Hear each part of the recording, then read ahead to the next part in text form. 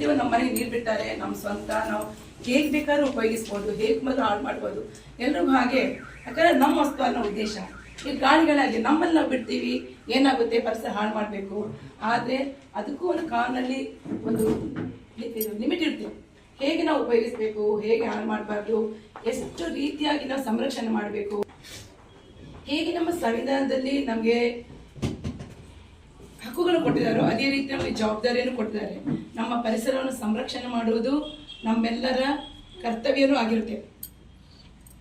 ಈಗ ಮುಖ್ಯವಾಗಿ ನಾವೀಗ ಒಂದು ಇದರ ಥೀಮ್ ಅಂತ ಹೇಳಿದ್ರೆ ಇವತ್ತು ರಕ್ಷಿಸಿ ನಾಳೆ ಉಳಿಸಿ.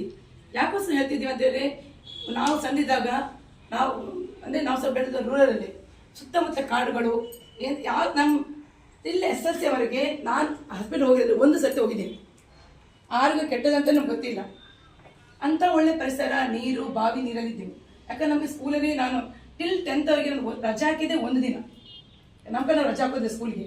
ಬಟ್ ಇವಾಗ ಮಕ್ಕಳಿಗೆ ಹುಟ್ಟಿದಾಗಲೇ ಒಂದಕ್ಕೆ ಜ್ವರ ಅದು ಇದು ಅಂತ ಹೇಳ್ಕೊಂಡು ಪ್ರತಿದಿನ ನಾವೇ ಈಗ ನೋಡಿ ಮಕ್ಕಳಿಗೆ ಎಷ್ಟೆಲ್ಲ ಅನಾರೋಗ್ಯ ಹಾಳಾಗುತ್ತೆ. ನಮ್ಮ ದೊಡ್ಡವರು ಹೋದ್ಮೇಲೆ ಹಾಗೆ ಏನು ತಿಂದರೂ ಆಗೋದಿಲ್ಲ, ಶೀತ ಜ್ವರ. ಇದಕ್ಕೆಲ್ಲ ಕಾರಣಗಳು ಏನು? ಇಂತಹ ಒಂದು ಕಲುಷಿತವಾದ ರೀತಿ ಇದು ಪರಿಸರದಲ್ಲಿ ಇದ್ದೀವಿ ನಾವು. ಗಾಡಿಯಲ್ಲಿ ಹೋಗೋಂತಹ ಇಂಥ ಗಾಡಿಗಳ ಮಧ್ಯೆ, ಇಂಥ ವಾಯುಮಾಲಿನ್ಯದ ಮಧ್ಯೆ, ಇಂಥ ಕಲುಷಿತ ನೀರುಗಳ ಮಧ್ಯೆ ನಾವೆಲ್ಲ ಇದ್ದೀವಿ. ಇದಕ್ಕೆಲ್ಲ ಎಷ್ಟೆಷ್ಟು ಕಾರಣಗಳು 1974 ಸ್ಟಾರ್ಟ್ ಆಗಿದೆ. ಈಗ ಮುಖ್ಯವಾಗಿ ನೋಡಿ, ಪರಿಸರ ಸಂರಕ್ಷಣಾ ಕಾಯ್ದೆ ಅಂತ 1986 ಬಂತು. Water prevention and control of the pollution act 1974 ಬಂತು.